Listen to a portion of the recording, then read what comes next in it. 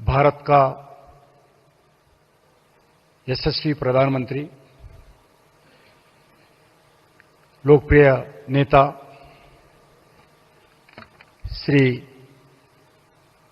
नरेंद्र मोदी जी को मैं सारी तेलंगाना के जनता के ओर से मैं स्वागत करता हूं। आज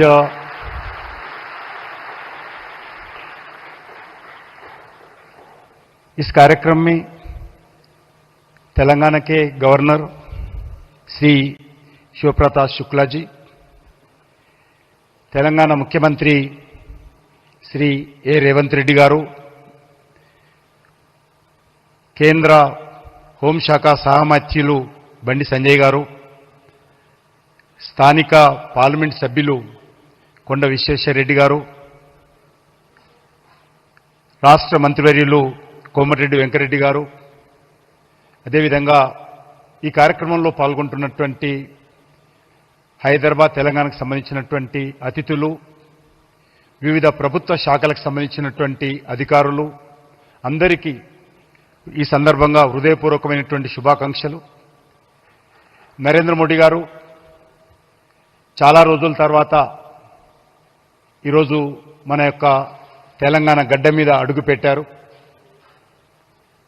ఈరోజు చాలా సంతోషం ఏంటంటే ప్రకృతి కూడా ఈరోజు పులకరిస్తూ వారికి స్వాగతం పలుకుతా ఉంది। ఎందుకంటే నిన్నటి వరకు విపరీతమైనటువంటి ఎండలు, కానీ ఈరోజు మరి వాతావరణ శాఖ సంబంధించినంత వరకు వేడి కూడా చాలా తగ్గింది, ఎన్వైరన్మెంట్ కూడా చాలా బాగా ఉంది। ఈరోజు మనకందరికీ తెలుసు తెలంగాణలో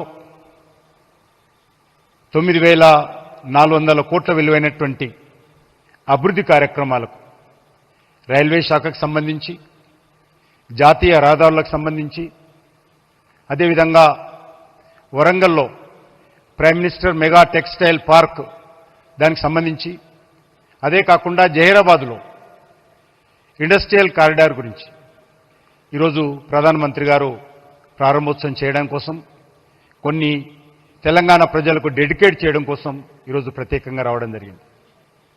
మనకు తెలుసు తెలంగాణ రాష్ట్రంలో ప్రధానమంత్రిగా బాధ్యతలు చేపట్టిన తర్వాత నరేంద్ర మోడీ గారి నేతృత్వంలో అనేక రకాల అభివృద్ధి కార్యక్రమాలు, జాతీయ రహదారులు స్వాతంత్రం వచ్చినప్పటి నుంచి గౌరవనీయులు నరేంద్ర మోడీ గారు ప్రధానమంత్రిగా బాధ్యతలు చేపట్టిన తర్వాత మరి ఏ రకంగా అభివృద్ధి జరిగిందో మనకు తెలుసు। స్వాతంత్రం వచ్చినప్పటి నుంచి 2014 వరకు 2,400 కిలోమీటర్ల నేషనల్ హైవేస్ ఉంటే ఈ 11 సంవత్సరాలలో మరి సుమారు 2,600 కిలోమీటర్లు జాతీయ రహదారులు పెరగడం జరిగింది।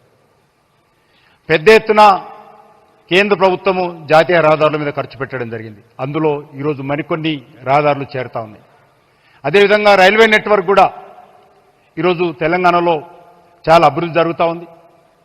సుమారు 42 railway stations at a time తెలంగాణలో, కొన్ని కొత్త రైల్వే స్టేషన్స్, కొన్ని రీడెవలప్మెంట్ చేస్తున్నటువంటి రైల్వే స్టేషన్స్ కూడా స్వాతంత్రం వచ్చిన తర్వాత మొదటిసారి ఎట్ ఏ టైం ఇన్ని రైల్వే స్టేషన్స్ డెవలప్మెంట్ అవుతా ఉన్నాయి।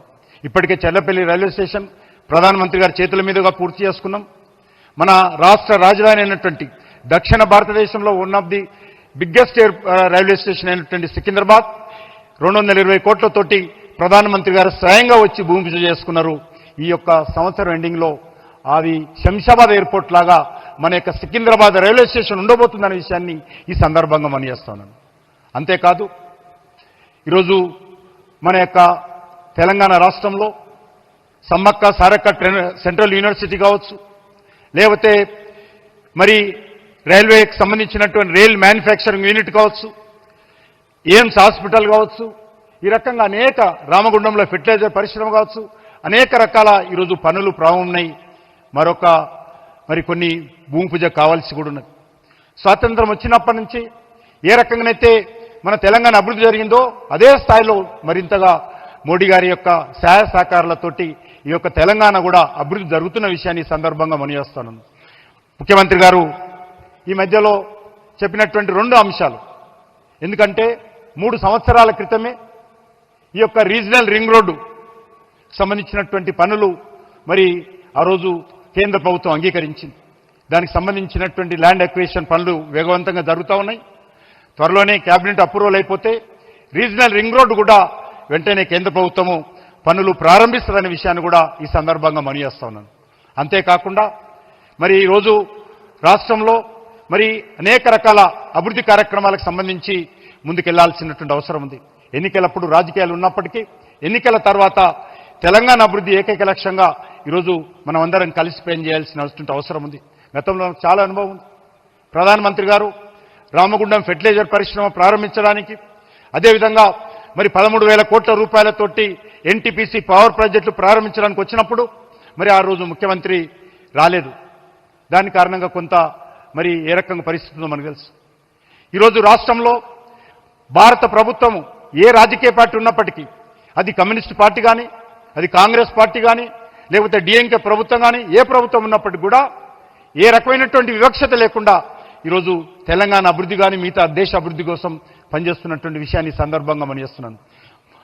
గౌరవనీయులు ప్రధానమంత్రి గారి విజన్లో మనము వికసిత్ భారత్ 2047 మనం అందుకోవాల్సిన అవసరం ఉంది. ఒక డెవలప్డ్ కంట్రీగా, ఒక అభివృద్ధి చెందిన దేశంగా అభివృద్ధి చెందాలంటే సమాంతరంగా అన్ని రాష్ట్రాలు డెవలప్మెంట్ కావాలి.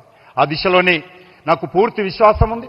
తెలంగాణ రాష్ట్రం కూడా ఆ దిశలో ముందుకెళ్లాల్సినటువంటి అవసరం ఉంది.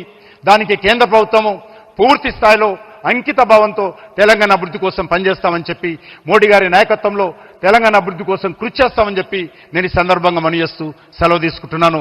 భారత్ మాతా కీ జై.